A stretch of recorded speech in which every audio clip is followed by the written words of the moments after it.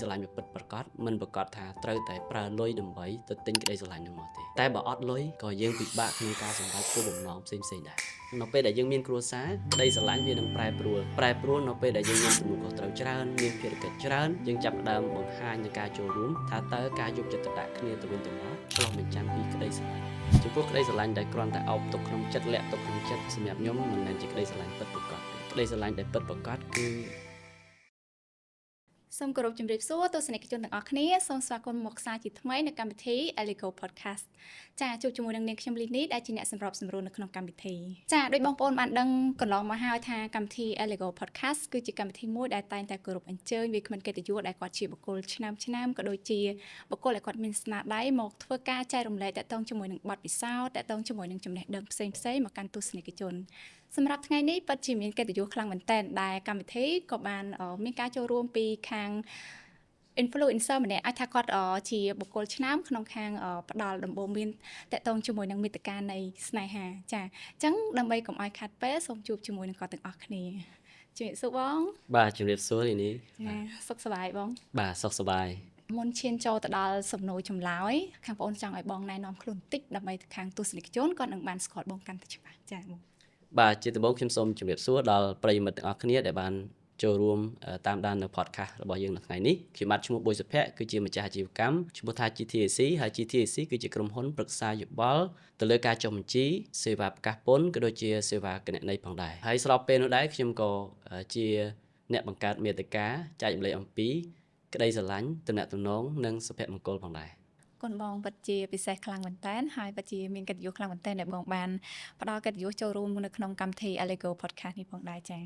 បងធ្លាប់ទស្សនាកម្មវិធីនេះពីមុនមកហើយបងបាទខ្ញុំធ្លាប់ហើយក៏ឃើញEligo មានការអញ្ជើញ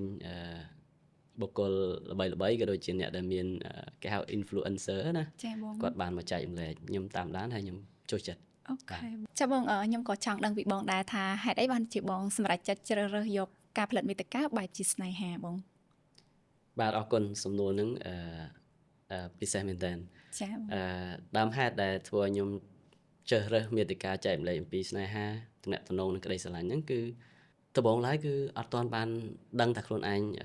ចាប់យកចំណុចហ្នឹងឯងចាប់ផ្ដើមដំបូងគឺពេញចិត្តនិងចូលចិត្តក្នុងការធ្វើមាតិកាចែករំលែកក្នុងបណ្ដាញសង្គមចាបងដំបូងគឺខ្ញុំចង់ចែករំលែកពីពាក់ព័ន្ធនឹងភាពជាអ្នកនាំការគ្រប់គ្រងអីទេដោយសារតែខ្ញុំមានបទពិសោធន៍ខាងនោះដែរធ្លាប់រៀនធ្លាប់បានដឹកនាំអាជីវកម្មដែរអញ្ចឹងក៏គិតថាធ្វើអានឹងសាកសិនទៅចាបងហើយរហូតដល់ពេលមួយក៏រកឃើញខ្លួនឯងនៅប្រធានបទពាក់ព័ន្ធការចែករំលែកអំពីស្នេហាហ្នឹងហើយក៏ត្រូវនឹង audience របស់ខ្ញុំដែលគេចូលចិត្តស្នេហាអញ្ចឹងបាទស្នេហាដែរអញ្ចឹងហើយធ្វើទៅក៏មានភាពបតិកលាគ្នាចាបងទីមួយខ្ញុំមើលឃើញពីបទពិសោធន៍របស់ខ្លួនឯងការឆ្លងកាត់ពីវ័យយុវវ័យរបស់យើងហើយឈានដល់វ័យដែលមានគ្រួសារសិតតែជាបទពិសោធន៍មួយដែលខ្ញុំគិតថាជាពេលវេលាដែលរំលឹកខ្លួនឯងផងហើយពេលវេលាដែលខ្លួនឯងអាចចែករំលែកទៅដល់សង្គមជាពិសេសគឺ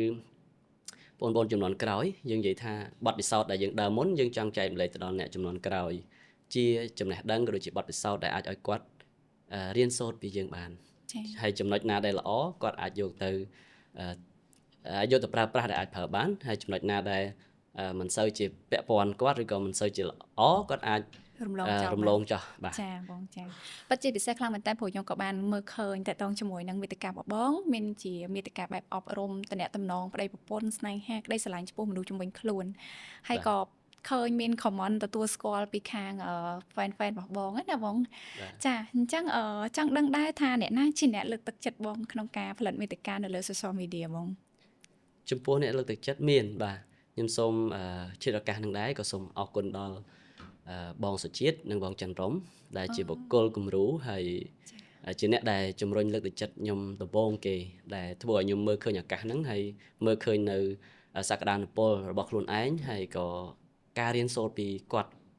ពួកគាត់ទាំងពីរបន្ថែមដែរដែលធ្វើឲ្យខ្ញុំមានទឹកចិត្តមានក្តីស្រឡាញ់ដែលក្លាហានហ៊ានឈានជើងចេញធ្វើមាតិកាចែករំលែកនៅក្នុងបណ្ដាញសង្គមនេះជានិយាយថាជាលើកទី1ហើយជាកន្លែងដែលខ្ញុំអាចបញ្ចេញឱកាសនឹងបញ្ចេញសមត្ថភាពនិង ប្រើសក្តានុពលខ្លួនឯងក្នុងការធ្វើមាតិកានឹងទាំងអស់ហ្នឹងបាទ ពេលដែលធ្វើដំបូងបងបានរំពឹងទេថានឹងមានការផ្ទុះដល់1 2អីចឹងដែលរំពឹងទេបង ដំបូងអត់រំពឹងទេគ្រាន់តែចាប់ផ្ដើមឡើងដោយសារតែយើងមើលឃើញថាដោយសារតែក្តីស្រឡាញ់និងមានបំណងច្បាស់លាស់អញ្ចឹងទើបធ្វើឲ្យខ្ញុំមិនរំពឹងពេកទេទៅលើការផ្ទុះ view អីហ្នឹងដោយសារតែខ្ញុំគិតថារឿងហ្នឹងអឺមិនទាមទារដាច់ខាតទេហើយក៏មិនទាមទារពេកដែរគ្រាន់ថាតើអ្វីទៅដែលខ្ញុំអាចចែកម្លែកដល់សង្គម អូខេ ព្រោះខ្ញុំចង់ reflection ការឆ្លុះបញ្ចាំងមកខ្លួនឯងវិញថាតើខ្លួនខ្ញុំអាចឈានជើងក្នុងការចាប់ផ្ដើមរឿងនឹងបានអត់ហើយតើទទួលបានការចាប់អារម្មណ៍ហើយសង្គមទទួលបាននៅផលប្រយោជន៍ពីការចែកម្លែករបស់ខ្ញុំដែរទេជាពិសេសគឺសារមួយដែលខ្ញុំចង់បញ្ចេញទៅគឺចង់ឲ្យសង្គមទទួលបាននៅគេហៅចំណេះដឹងពិតប្រាកដបទពិសោធន៍ពិតប្រាកដហើយជាពិសេសគឺមិនមែនគ្រាន់តែទ្រឹស្ដីតែជាបទពិសោធន៍ផ្ទាល់ខ្លួនរបស់ខ្ញុំតែម្ដងក្នុងការបង្កើតមាតិកាចេញមកគឺដើម្បីឲ្យពួកគាត់អាចរៀនសូត្របាន ចាបងនៅពេលដែលបងផលិតមាតិកាដំបូងបងជួបផលលំបាកអីខ្លះបង ដំបូងផលលំបាកមានច្រើនទី1គឺជំនះក្នុងការភ័យខ្លាចការអៀនខ្មាស់ហើយការប្រឈមទៅនឹងការខមមិនផ្សេងៗរបស់មជ្ឈដ្ឋានជុំវិញខ្លួនតែអ្វីដែលធ្វើឲ្យខ្ញុំជំនះនៅឧបសគ្គនឹងបានគឺទី1ដោយសារតែខ្ញុំមានគោលដៅច្បាស់លាស់ខ្ញុំមានក្តីស្រឡាញ់ច្បាស់លាស់ទើបធ្វើឲ្យខ្ញុំចាប់ផ្ដើមដោយមិនងាយបោះបង់ហើយបន្តធ្វើវាដោយក្តីស្រឡាញ់បន្តដោយមានឆន្ទៈនិងគោលបំណងច្បាស់លាស់បន្តទៅដោយមិនងាយបោះបង់ហ្នឹងហើយស្របពេលនោះដែរក៏ធ្វើឲ្យខ្ញុំជំនះនៅភាពភ័យខ្លាចរហូតដល់ស៊ាំ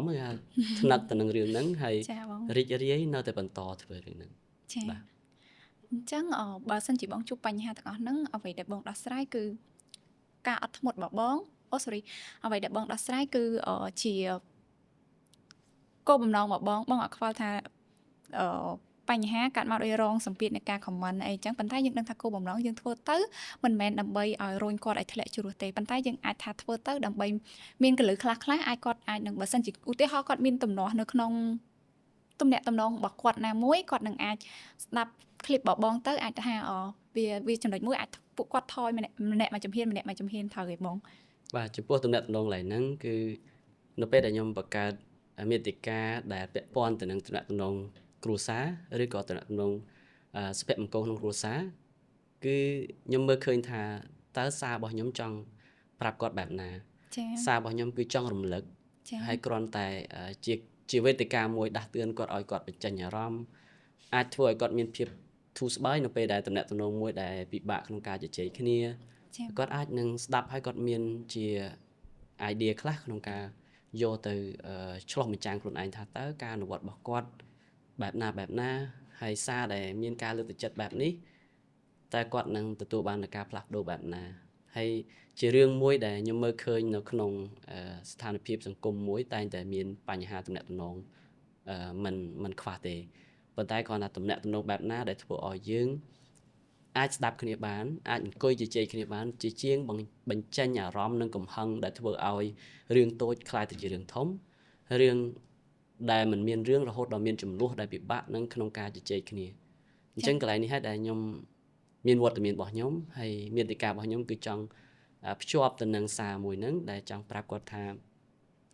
ទំនាក់ទំនងបែបណាដែលធ្វើឲ្យយើងមានភាពរីករាយមានសុភមង្គលហើយកាន់តែធ្វើឲ្យក្តីស្រឡាញ់របស់ពួកគាត់នៅតែរក្សាបានហើយកាន់តែស្រឡាញ់គ្នាលើពីមួយពេលទៅមួយពេលទៀតបាទចាអរគុណខ្លាំងមែនទែនបងពិតជាពិសេសខ្លាំងដូច្នេះទស្សនិកជនទាំងអស់គ្នាបើសិនជាទស្សនិកជនគិតថាវីដេអូមួយនេះមានអត្ថប្រយោជន៍សម្រាប់ទស្សនិកជនក៏ដូចជាមនុស្សជុំវិញខ្លួនអាចធ្វើការជួយ share ឬក៏ចែករំលែកជាមួយនឹងវីដេអូមួយនេះម្នាក់មួយផងចាអរគុណច្រើនអញ្ចឹងខ្ញុំក៏ឈានទៅដល់សំណួរបន្ទាប់របស់បងដែរចាចំពោះបងឲ្យអត្ថន័យក្តីស្រឡាញ់បែបណាដែរបងចំពោះអត្ថន័យក្តីស្រឡាញ់ខ្ញុំឲ្យអត្ថន័យនៃក្តីស្រឡាញ់គឺទី1គឺស្រឡាញ់ដោយគ្មានលក្ខខណ្ឌចាបងស្រឡាញ់ដោយមិនទាមទារនៅផលប្រយោជន៍ទៅវិញទៅមកអូខេបងតែពិតក្តីស្រឡាញ់ពិតប្រាកដគឺបរិសុទ្ធដែរដោយសារតែមនុស្សម្នាក់និយាយថាបរិសុទ្ធបែបណាគឺស្រឡាញ់ដោយមើលឃើញពីចំណុចល្អហើយនិងចំណុចអាក្រក់ ចំណុចល្អក៏ទទួលយកចំណុចអាក្រក់ក៏ទទួលយកនេះឆ្លុះបញ្ចាំងពីក្តីស្រឡាញ់ដែលបរិសុទ្ធដែលយើងមិនមើលពីប្រយោជន៍ខាងក្រៅអញ្ចឹងចំពោះខ្ញុំអត្ថន័យនៃក្តីស្រឡាញ់គឺការស្រឡាញ់ដោយបរិសុទ្ធមិនមានការទាមទារពីគ្នាទៅវិញទៅមក ចាបង បាទ ពិសេសខ្លាំងស្ដាប់ព្រឺសវល់ មួយទៀតទី2គឺពាក់ព័ន្ធទំនួលខុសត្រូវ ចា នៅពេលដែលក្តីស្រឡាញ់ចាប់ផ្ដើមដោយអារម្មណ៍និង ភាពទំនួល គេហៅក្តីស្រឡាញ់និងបេះដូងណា ចាបង គឺបន្ទាប់ពីហ្នឹងគឺការទទួលខុសត្រូវខ្ញុំឧទាហរណ៍ដូចនៅពេលដែលយើងស្រឡាញ់ក្នុងនាមជាសង្សារគឺយើងទទួលខុសត្រូវក្នុងនាមទំនាក់ទំនងគ្រួសារទំនាក់ទំនងជាសង្សារ ចាជា បាទទី2នៅពេលដែលយើងខ្លាយជាគ្រួសារយើងមានទំនួលខុសត្រូវយើងមានការកាតព្វកិច្ចដែលត្រូវបំពេញឲ្យគ្នាទៅវិញទៅមកនេះហើយគេហៅក្តីស្រឡាញ់គឺដែលបរិសុទ្ធហើយបន្ទាប់មកក្តីស្រឡាញ់ដែលមានការទទួលខុសត្រូវ ចាបង បាទហើយចំណុចមួយទៀតគឺក្តីស្រឡាញ់ដែលបង្ហាញពីការរួមចំណែកនេះវាសំខាន់ណាស់ថានៅពេលដែលយើងមានគ្រួសារក្តីស្រឡាញ់វានឹងប្រែប្រួលនៅពេលដែលយើងមានទំនួលខុសត្រូវច្រើនមានភារកិច្ចច្រើនយើងចាប់ផ្ដើមបង្ហាញនៃការចូលរួមថាតើការយកចិត្តទុកដាក់គ្នាទៅវិញទៅមកឆ្លុះបញ្ចាំងពីក្តីស្រឡាញ់ដែលបញ្ជាក់អត្ថន័យ ចាបង នេះខ្ញុំត្រឡប់មកវិញថាការយល់ឃើញរបស់ខ្ញុំចំពោះក្តីស្រឡាញ់គឺមានរូបភាពបែបណា ចា បាទ ពិសេសខ្លាំងបងព្រោះពីមុនមកភាគច្រើនណាអត់បានស៊ីជម្រៅតាក់ទងជាមួយនឹងក្តីស្រឡាញ់អត្តន័យវាពិតប្រាកដដូចបងនិយាយថាក្តីស្រឡាញ់វាគឺជាភាពបរិសុទ្ធខ្លាំងមែនតើប៉ុន្តែបើកលេចមកសង្គមបច្ចុប្បន្នក្តីស្រឡាញ់វាច្រើនតែមានការដោះដូរចាអញ្ចឹងធ្វើឲ្យមនុស្សអត់បានស្រឡាញ់គ្នាអស់ពីពោះពីពងទេ បាទ ចាអរគុណច្រើនបងអញ្ចឹងតាមដែលបងអូនដឹងអាចថាក្រៅ topic បងតិចណាបង បាទ ក្រៅតាមដែលបងអូនដឹងគឺបងមានទំនាក់ទំនងស្អិតល្មួតជាមួយនឹងខាង Eligo តើបងស្គាល់ Eligo រយៈពេលប្រហែលឆ្នាំហើយបង បាទអរគុណចំពោះតំណែងតំណងជាមួយ Elico ខ្ញុំស្គាល់រយៈពេល3ឆ្នាំជាងហើយ អូ3ឆ្នាំ ហើយ ជាង ខ្ញុំនឹកឃើញពេលវេលាមួយដែលខ្ញុំបានស្គាល់បងប្រុសបងស្រី ចា ដែលតំណែងតំណងដំបូងនេះគឺខ្ញុំស្គាល់គាត់នៅក្នុងថ្នាក់រៀនភាពជាអ្នកនាំ អូចាបង ហើយសាលាមួយហ្នឹងគឺបានផ្ដល់នៅឱកាសឲ្យខ្ញុំបានស្គាល់គ្នាហើយបានយល់ពីគ្នាកាន់តែច្រើនហើយមួយទៀតគឺយើងបានរៀនភាពជាអ្នកនាំហើយក៏បានបង្កើតទំនាក់ទំនងកាន់តែល្អហើយក៏ឈានដល់ឱកាសមួយដែលជាឱកាសហ្នឹងក៏អរគុណបងប្រុសបងស្រីម្ដងទៀតចំពោះឱកាសដែលជាពិសេសគឺការរាប់អានមួយនេះខ្ញុំចាំពាក្យរបស់គាត់មិនភ្លេចគឺការសេពគប់ត្រូវ ការសេពគប់ត្រូវកន្លែងនេះគឺជាចំណុចមួយដែលធ្វើឲ្យខ្ញុំចាប់ផ្ដើមខ្លួនឯងមកដល់ថ្ងៃនេះហើយក៏ជាពេលវេលាមួយដែលធ្វើឲ្យខ្ញុំមានការរីកចម្រើនច្រើនទៅលើការឈានជើងចេញនៅក្នុងការបង្កើតមាតិកាការយល់ពីតំណែងតំណងដែលស៊ីជម្រៅហើយរួមផ្សំជាមួយនឹង Elico ដែលមានក្រុមការងារគេហៅថាគឺកម្លាំងគ្រប់គ្រាន់សឹងថាសិតតែមនុស្សពូកែដែលធ្វើឲ្យខ្ញុំអាចរៀនសូត្រពីពួកគាត់បានច្រើនហើយ Elico ក៏ជាស្ថាប័នមួយដែលខ្លាំងដែលមានក្រុមការងារដែលពូកែហើយរួមជាមួយនឹងអ្នកដឹកនាំដែលមានគុណធម៌ចិត្តធម៌ហើយជាពិសេសគឺមានក្តីស្រឡាញ់ដែលបរិសុទ្ធហើយធ្វើឲ្យខ្ញុំដែលទទួលបាននូវភាពរីករាយហើយនិងភាពរីកចម្រើនតាមរយៈស្គាល់ពួកគាត់ផងដែរ ចាអរគុណច្រើនបងមកឃើញថាមុនហ្នឹងមានការរៀបរាប់បងមានពេញចិត្តជាមួយនឹង Eligo តកតងជាមួយនឹងការសេពគប់ការផ្ដល់ឲ្យអីផ្សេងបងមានច្រើនប៉ុន្តែខ្ញុំចង់ឲ្យបងលើកចំណុចមួយដែលបងពេញចិត្តជាងគេចំពោះ Eligo បងអាចគិតថាចំណុចណាដែលពិសេសសម្រាប់បងអត្ថអារម្មណ៍បងខ្លាំងជាងគេនៅ Eligo បង បាទចំណុចពិសេសខ្ញុំសូមលើកតែមួយឯង ចាបង ហើយតែពិតគាត់មានចំណុចជាច្រើន មួយ ប៉ុន្តែចំណុចមួយនេះខ្លឹមតែម្ដងគឺខ្ញុំមើលឃើញហើយខ្ញុំទទួលបានជាពិសេសគឺក្តីស្រឡាញ់នៅទីនេះគឺមានក្តីស្រឡាញ់ ចា ចូលមកដល់ទីនេះគឺមានអារម្មណ៍ថាកក់ក្ដៅរីករាយដោយសារតែមើលឃើញធនធានមនុស្សរបស់ពួកគាត់ ចា គឺចេះស្រឡាញ់គ្នាចេះជួយជ្រោមជ្រែងគ្នា ចា ហើយក្តីស្រឡាញ់ដែលបរិសុទ្ធបែបនេះហើយដែលធ្វើឲ្យខ្ញុំអាចរៀនសូត្របានហើយនឹងអាចបង្ហាញនឹងក្តីស្រឡាញ់របស់ខ្ញុំចំពោះ Elico ត្រឡប់វិញហើយខ្ញុំនឹងខ្លួនឯងក៏យកក្តីស្រឡាញ់មួយហ្នឹងទៅចែកម្លែកទៅមនុស្សបន្ទាប់ ចា ទៀតផងដែរ ធ្លាប់បែប យកក្តីស្រឡាញ់ Eligo ទៅ apply ជាមួយ team ការងារបង បាទធ្លាប់ព្រោះនិយាយការពិតតាមត្រង់ខ្ញុំមានក្តីស្រឡាញ់តែយើងអត់ទាន់ចេះបង្ហាញ ចា៎ ក្តីស្រឡាញ់ដែលពិតប្រាកដគឺយើងត្រូវតែ show up ត្រូវតែបង្ហាញឡើងថាយើងពិតជាមានក្តីស្រឡាញ់នឹងពិតប្រាកដមែនតាមរយៈការយកចិត្តទុកដាក់ការខ្វល់ខ្វាយការជុំជ្រែងគ្នានឹង តាមពិតក្តីស្រឡាញ់គេថាបើអ្នកខ្លះគេស្រឡាញ់គេអប់ទុកក្នុងចិត្តតែអាហ្នឹងបើសម្រាប់ខ្ញុំគិតថាមិនមែនក្តីស្រឡាញ់ចំពោះបងគិតមិនដែរ ចំពោះក្តីស្រឡាញ់ដែលគ្រាន់តែអោបទុកក្នុងចិត្តលាក់ទុកក្នុងចិត្តសម្រាប់ខ្ញុំមិនមែនជាក្តីស្រឡាញ់ពិតប្រាកដទេក្តីស្រឡាញ់ដែលពិតប្រាកដគឺហ៊ានបង្ហាញចេញមកឲ្យមកខាងទៀតគាត់ដឹងទទួលបានអារម្មណ៍នឹងដូចគ្នាបើទោះបីជាក្តីស្រឡាញ់ត្រឡប់មកវិញយើងមិនរំពឹងថាក្តីស្រឡាញ់អាចត្រឡប់មកវិញស្មើគ្នាឬក៏ដូចអ្វីដែលយើងចង់បានក៏ពិតមែនតែក្តីស្រឡាញ់ដែលចេញពីយើងទៅពិតប្រាកដគឺយើងមិនបង្កប់អត្ថន័យពីមិនលាក់បាំងមិនមានអាចកំបាំងអីទេក្តីស្រឡាញ់គ្រាន់តែចង់ប្រាប់ថាការយកចិត្តទុកដាក់ការយល់ពីគ្នាទៅជារឿងដែលសំខាន់ ចា៎បងអរគុណច្រើនបងចាពិសេសខ្លាំងជួបជាមួយបងប្រហែលជាមិនទីមុននេះប៉ុន្តែមើលឃើញថាបងបានផ្ដល់ជាបែបជាទស្សនៈល្អខ្លាំងមែនចា៎អញ្ចឹងប្រិយមិត្តទាំងអស់គ្នាបើសិនជាប្រិយមិត្តទាំងអស់គ្នាគិតថាវីដេអូមួយនេះមានអត្ថប្រយោជន៍សម្រាប់អ្នកទាំងអស់គ្នាក៏ដូចជាមនុស្សជុំវិញខ្លួនសូមអ្នកទាំងអស់គ្នាធ្វើការចែករំលែកម្នាក់មួយផងចាអរគុណច្រើនចាបងចំពោះ Eligo គឺមានសសរស្តម្ភទាំង4ចាទី1គឺចំណេះដឹងទី2សុខភាពទី3ក្តីស្រឡាញ់ទី4គឺសុវត្ថិភាពហិរញ្ញវត្ថុចំពោះបងបើសិនជាក្នុងពេលនេះមាន fan របស់បងកំពុងតែមើលឬក៏ទស្សនិកជនដែលគាត់កំពុងតែតាមដានជាមួយនឹង podcast Eligo បើសិនជាគាត់មានវិបត្តិតាក់ទងជាមួយនឹងក្តីស្រឡាញ់មិនថាក្តីស្រឡាញ់បែបស្នេហាក្តីស្រឡាញ់ចំពោះឪពុកម្ដាយចំពោះកូនទេតើបងមាន tip អីសម្រាប់ចែករំលែកទៅគាត់ដើម្បីគាត់មានកម្លាំងចិត្តតស៊ូទៅមុខទៀតបងបាទអរគុណចំណុចនេះពិតជាពិសេសមែនតើសសរស្តម្ភទាំង4ហើយក្នុងឱកាសហ្នឹងខ្ញុំក៏ចង់លើកទឹកចិត្តទៅដល់អ្នកដែលមានវិបត្តិជួបបញ្ហាវិបត្តិផ្លូវចិត្តឬក៏កំពុងតែមានបញ្ហាដែលពិបាកដោះស្រាយខ្ញុំចង់ផ្ដាំផ្ញើសារមួយដ៏សំខាន់ពីខ្ញុំទៅខ្ញុំក៏ធ្លាប់ហើយក៏កំពុងតែមានបញ្ហាដូចគ្នាប៉ុន្តែគ្រាន់តែអ្វីដែលសំខាន់បំផុតគឺធ្វើយ៉ាងណាដើម្បីរក្សាផ្លូវចិត្តយើងរឹងមាំតលតែមានផ្លូវចិត្តរឹងមាំទើបយើងអាចជំនះបញ្ហាដែលយើងត្រូវដោះស្រាយទៅបានជំនះផ្លូវចិត្តរឹងមាំផ្លូវចិត្តដែលរឹងមាំធ្វើយ៉ាងម៉េចផ្លូវចិត្តរឹងមាំទៅបានគឺដោយសារតែយើងយល់ដឹងពីបញ្ហាយើងយល់ដឹងពីចំណេះដឹងហិរញ្ញវត្ថុថាតើបញ្ហាមួយនោះយើងដោះស្រាយដោយរបៀបណាតើខ្លួនឯងត្រូវតែមានផ្លូវចិត្តរឹងមាំបែបណាដើម្បីអាចយកឈ្នះបញ្ហានោះទៅបានអញ្ចឹងពីខ្ញុំមកវិញគឺមានតែការលើកទឹកចិត្តបញ្ហាគង់តែយើងអាចដោះស្រាយបានតែរឿងដែលសំខាន់មុននឹងដោះស្រាយបញ្ហាគឺយើងដោះស្រាយបញ្ហាផ្លូវចិត្តខ្លួនឯងសិន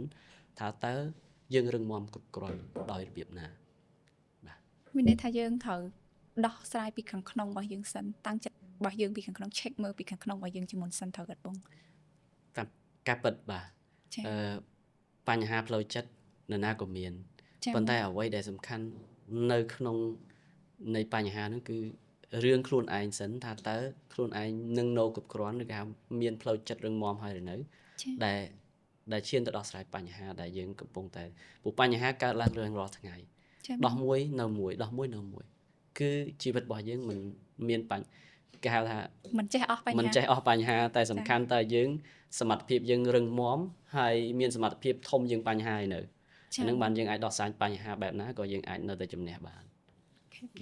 ចាអរគុណច្រើនមែនតើបងចាទស្សនិកជនភាពលូតលាស់របស់អ្នកគឺជាភាពជោគជ័យរបស់ Eligo ចាបន្ទាប់ពីបានសំណេះស្នល់ជាមួយបងហើយខ្ញុំក៏មានសំណួរប្រហែលជា2 3សំណួរទៀតដើម្បី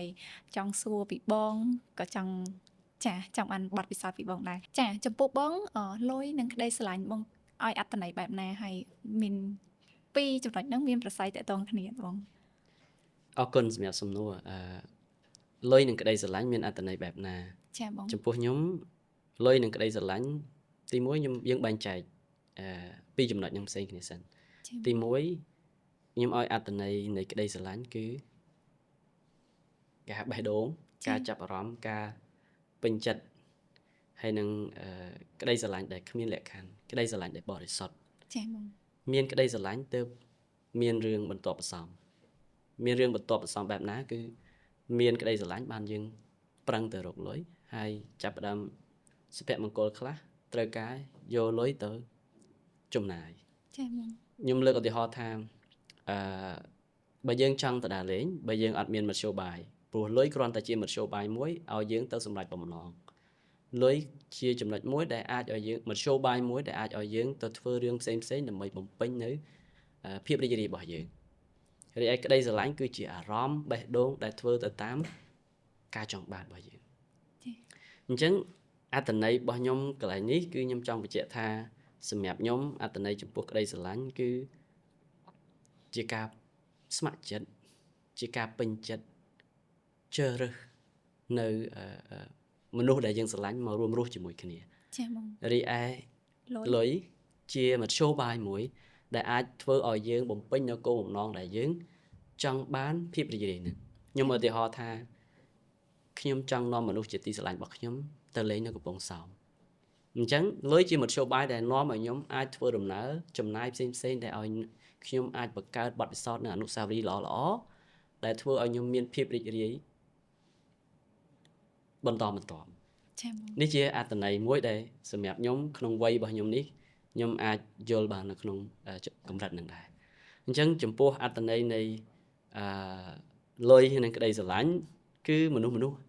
សទាំងអស់អាចឲ្យអត្ថន័យផ្សេងៗគ្នាទៅតាមអារម្មណ៍បទពិសោធន៍និងចំណេះដឹងរបស់ពួកគាត់សម្រាប់ខ្ញុំមកដល់ចំណុចនេះអ្នកនរគ្នាតែងតែគិតដែរថាគ្មានលុយគឺគ្មានសុភមង្គលឬក៏គ្មានលុយគឺមិនអាចធ្វើអ្វីបានការពិតពីព្រោះលុយគឺជាឧបករណ៍ឬក៏ជារបស់មួយដែលជាមធ្យោបាយមួយដែលធ្វើឲ្យយើងសម្រេចនៅគោលបំណងមួយបាទហើយត្រឡប់មកវិញចំពោះក្តីស្រឡាញ់អ្នកនរគ្នាត្រូវតែបែងចែកឲ្យច្បាស់ថាក្តីស្រឡាញ់ពិតប្រាកដមិនប្រកាសថាត្រូវតែប្រើលុយដើម្បីទៅទិញក្តីស្រឡាញ់នោះមកទេតែបើអត់លុយក៏យើងពិបាកក្នុងការសម្រេចគោលបំណងផ្សេងៗដែរបាទចាបងសំណួរនេះពិសេស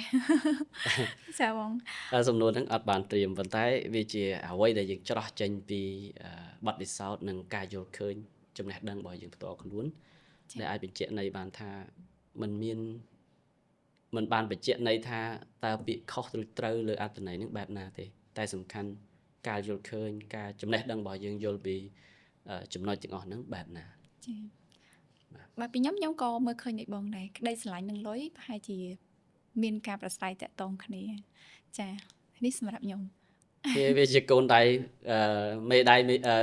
វានិយាយទៅក្នុងប្រអប់ដៃមួយគឺមានតំណែងតំណងគ្នាមែនទេចាបងអញ្ចឹងលុយវាជាផ្នែកមួយចាក្តីស្រឡាញ់ជាផ្នែកមួយរឿងផ្សេងទៀតវាជាផ្នែកបន្តបន្សំផ្សេងទៀតអញ្ចឹងដើម្បីឲ្យខ្លាយជាដៃមួយដែលមានតួនាទីគ្រប់គ្រាន់ត្រូវតែមានការពាក់ព័ន្ធគ្នាអញ្ចឹងយើងគ្រាន់តែលើកពីចំណុចមិញយើងដឹងហើយតំណែងតំណងរវាងលុយនិងក្តីស្រឡាញ់អ្នកខ្លះថាតើមានលុយសិនមកចាំមានក្តីស្រឡាញ់តាមក្រោយហើយអ្នកខ្លះទៀតថាមានក្តីស្រឡាញ់ហើយចាំមានលុយតាមក្រោយក៏បានដែរបាទពីព្រោះលុយគង់តែរកបានទេតែបើក្តីស្រឡាញ់មិនទាន់មានអត្ថន័យជីវិតក៏អត់ទាន់មានដែរចាបងបាទអរគុណច្រើនបងអញ្ចឹងក៏សូមបង្វែរ topic បងបន្តិចចាតកតងជាមួយនឹងខ្ញុំតែងតែលើមតិដែលគេនិយាយថាក្នុងរង្វង់គ្រួសារបងឬក្តីស្រឡាញ់បងឧទាហរណ៍ថាក្តីស្រឡាញ់បែបស្នេហាឬក៏ជាប្តីប្រពន្ធចាមានទស្សនៈមួយគេតែងតែនិយាយថាកាបូបលុយឬក៏ទូរស័ព្ទជារបស់ឯកជនភាពដៃគូម្ខាងទៀតអត់មានសិទ្ធិពាក់ព័ន្ធទេអាហ្នឹងវាជាការបែបថាមិនទុកចិត្តគ្នាបើចំពោះបងយល់ថាទស្សនៈនេះបែបណាដែរបងបាទចំពោះខ្ញុំទស្សនៈមួយនេះគឺសម្រាប់ខ្ញុំគឺខ្ញុំឲ្យការគោរពជាអាទិភាពចា៎ពីព្រោះបើយើងយល់ដឹងមានចំណេះដឹងហិរញ្ញវត្ថុចំណេះដឹងហិរញ្ញវត្ថុនេះមិនសំដៅលើលុយទេគឺជាការយល់ដឹងនៅលើទ្រឹស្ដីមួយហ្នឹងថាតើគេចង់អប់រំយើងបែបណាចា៎តើមនុស្សយើងកំណត់ន័យនៃកាបូបលុយវាធម្មតាយើងខ្លួនឯងយើងគិតថាចង់មានឯកជនភាពទៅលើការចាយវាយការទុកដាក់លុយកាក់ខ្លួនឯងពីព្រោះអ្នកខ្លះគាត់គិតថាខ្ញុំឧទាហរណ៍រឿងគ្រួសារចាស់អូខេបងបើសិនជារៀបការហើយទ្រព្យសម្បត្តិហ្នឹងរួមហើយការរកបានគឺជាទ្រព្យសម្បត្តិរួម 50% រៀងខ្លួន មាននិយាយទៅបើប្តីប្រពន្ធគឺមានចំណែក 50% ស្មើគ្នាប៉ុន្តែបើសិនជាយើងជាស្វាមីរកចំណូលបានហើយយើងបកគោលទៅឲ្យគ្រួសារទាំងអស់ក៏ជាការទុកចិត្តមួយគឺជាការបង្ហាញថានេះខ្ញុំទុកចិត្តប្រពន្ធខ្ញុំដែលគាត់អាចរៀបចំទុកដាក់លុយកាក់បានល្អព្រោះខ្ញុំត្រូវការពេលណាខ្ញុំអាចស្នើសុំបានតាចាអានេះជាជំរើសមួយជំរើសមួយទៀតអត់ទេបរិះខ្លះថាអត់ទេគាត់ចង់ទុកចំណែកខ្លះគាត់អត់ចង់ឲ្យគ្រួសារទាំងអស់ទេមានខ្លះសម្រាប់ខ្លួនឯងគាត់ទុកខ្លះដើម្បីថាពេលដែលគាត់ចង់ធ្វើអីកុំពិបាកទៅសុំប្រពន្ធកុំពិបាកទៅលើកដៃសុំប្រពន្ធអីចឹងទៅចានេះក៏ជាជំរើសមួយដែរវាមិនមែនជារឿងខុសទៅត្រូវទេសំខាន់ភាពវៃឆ្លាតរបស់យើងថាតើយើងចាត់ចែងលុយកាក់យើងត្រូវគោលដៅអត់ជារឿងត្រឹមត្រូវអត់ព្រោះយើងតំណែងគ្រួសារគឺជាការយល់គ្នាទៅវិញទៅមកព្រោះពេលខ្លះយើងមិនអាចកំណត់ថាមនុស្សប្រុសចេះទុកដាក់លុយកាក់កឹបកេងលុយកាក់ទៅក្នុងរឿងគោលដៅខុសទេវាអាស្រ័យលើបុគ្គលម្នាក់ៗតើគាត់មានចំណេះដឹងរ៉ែងទុកក្នុងការចាត់ចែងរឿងនឹងដោយរបៀបណាហើយត្រឡប់មកវិញគឺគាត់មិនបង្កឲ្យមានចំនួននៅក្នុងគ្រួសារការទុកចិត្តមួយគឺទាមទារឲ្យដៃគូទាំងពីរនាក់យល់ពីគ្នាទៅវិញទៅមកស្ដាប់គ្នាហើយចេះមានន័យថាពាក្យយល់គេហៅយល់ចិត្តគ្នានេះគឺសំខាន់ណាស់ព្រោះមានន័យថាដៃគូពីរហ្នឹងក៏ដឹងថាទោះបីជារឿងកបោបលុយដែលយើងចេះទុកដាក់ខ្លួនឯងក៏គាត់អាចទទួលយកបានត្រង់រូបភាពថាលទ្ធផលបែបណាគឺធ្វើឲ្យគ្រួសារគាត់រីករាយបាទចុះចំណែកឯទូរស័ព្ទវិញបងគិតថាការប៉ះពាល់ទូរស័ព្ទគ្នាវានិយាយទៅមិនថាមិនបងគិតបែបណាចំពោះបងយល់បែបណាដែរបាទចំពោះរឿងទូរស័ព្ទក៏ជាចំណុចមួយយើងនិយាយថាតើយើងឲ្យឯកជនភាពទៅគាត់អត់តើរឿងអីខ្លះដែលយើងចាំបាច់ត្រូវតែមើលសកម្មភាពត្រូវតែតាមដានគ្រប់រឿងរបស់គាត់ចាបងនេះបង្កនេះក៏ជាចំណុចមួយដែលធ្វើឲ្យយើងបង្កើតនៅការមិនទុកចិត្តគ្នាហើយការមិនទុកចិត្តគ្នានឹងហើយដែលបង្កឲ្យមានអាចមានចំនួនក្នុងការបង្ហាញអារម្មណ៍មួយដែលមានអារម្មណ៍ថាមិនកក់ក្ដៅមិនមានអារម្មណ៍ថាសុវត្ថិភាពទៅលើទំនាក់ទំនងរបស់គាត់ហ្នឹងអញ្ចឹងមកនៅពេលដែលយើងឈានដល់ការចង់គ្រប់គ្រងឯកជនភាពរបស់បុគ្គលជាដៃគូរបស់យើងហើយវាឈានដល់ភាពមិនទុកចិត្តហើយអញ្ចឹងសម្រាប់ខ្ញុំទ្រឹស្ដីមួយនេះបង្រៀនឲ្យខ្ញុំយល់ឃើញថា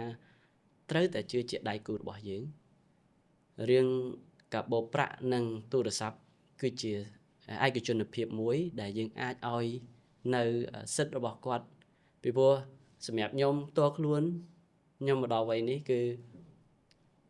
ខ្ញុំសូមគោរពនិងសរសើរដៃគូរបស់ខ្ញុំដែលគាត់អត់ដែរចង់លូកលាន់រឿងផ្ទាល់ខ្លួនរបស់ខ្ញុំទេជាពិសេសរឿងទូរស័ព្ទរឿងកាបូបលុយគឺគាត់ដឹងគាត់យល់ថាមនុស្សប្រុសគឺត្រូវការភាពឯកជនភាពហ្នឹងសម្រាប់ខ្ញុំគឺខ្ញុំចង់ប្រាប់ថា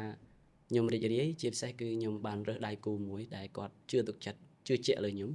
ដែលរឿងទាំងអស់ហ្នឹងជាឯកជនភាពរបស់ខ្ញុំគាត់ឲ្យតម្លៃមកខ្ញុំចា៎បាទគាត់អត់គេហៅថាអត់លូកលាន់ទេអញ្ចឹងនេះជាចំណុចមួយដែលខ្ញុំទៅ satisfy ខ្ញុំពេញចិត្តដែលសូម្បីតែខ្ញុំខ្លួនឯងក៏ខ្ញុំគោរពនឹងឲ្យតម្លៃទៅដៃគូខ្ញុំដូចគ្នាទៅគ្រួសារខ្ញុំដូចគ្នាខ្ញុំអត់ទៅយកចំណុចនេះជាចំណុចគេហៅថាចំណុចដែលធ្វើឲ្យខ្ញុំមិនទុកចិត្តដៃគូដែរបាទចា៎អូខេឆ្លើយតបហៀង detail តិចអរគុណបងចង់អាន detail ហ្នឹងបងចាអញ្ចឹងខ្ញុំក៏ដូចជាអស់សំណួរក្នុងការសម្ដែងសម្ដាលបងទៀតហើយប៉ុន្តែជាចុងក្រោយខ្ញុំក៏ចង់ឲ្យបងមានអីផ្ដាំផ្ញើឬក៏មានជាសារមួយទៅកាន់ fan របស់បងណាដែលគាត់តែងតែតាមដានមេតិការបស់បងតាំងពីមុនឬក៏ទើបតែតាមដានណាបងមានអីចង់ផ្ដាំផ្ញើទៅគាត់ទេបងបាទអរគុណហើយជាឱកាសនេះក៏សូមអរគុណដល់ទស្សនិកជនជាពិសេស fan របស់ខ្ញុំដែលតែងតែគាំទ្រនិងលើកទឹកចិត្តបន្តនៅការតាមដាននិងគាំទ្ររបស់ខ្ញុំបន្តទៀតហើយក្នុងឱកាសនេះក៏សូមជូនពរដល់ fan ទាំងអស់គ្នាសូមទទួលបាននូវភាពរីករាយសេចក្តីសុខរីកចម្រើននៅក្នុងក្រុមគ្រួសារបាទចា៎ហើយក៏ឆ្លៀតឱកាសនេះសូមអរគុណដល់កម្មវិធី Elico Podcast ហើយក៏អរគុណលីនីហើយនឹងក្រុមការងារទាំងអស់គ្នាដែលផ្ដល់ឱកាសឲ្យខ្ញុំបានចូលរួមនៅ podcast ថ្ងៃនេះហើយរីករាយហើយសូមអរគុណហើយសូមជូនពរដល់